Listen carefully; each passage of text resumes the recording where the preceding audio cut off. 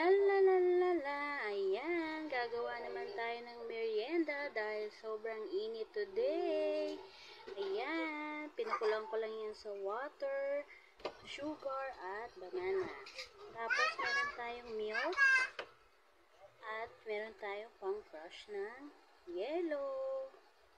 So, ayan.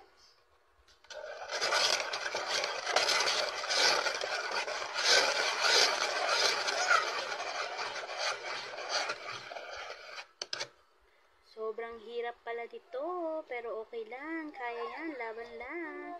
So ngayon, lalagyan naman natin siya ng minatamis na banana at yung syrup niya. So ayan, lagyan pa natin. Tapos niya, lalagyan natin siya ng milk. Ayan, so ayan, nakagawa na tayo ng merienda. Bye-bye, kain tayo.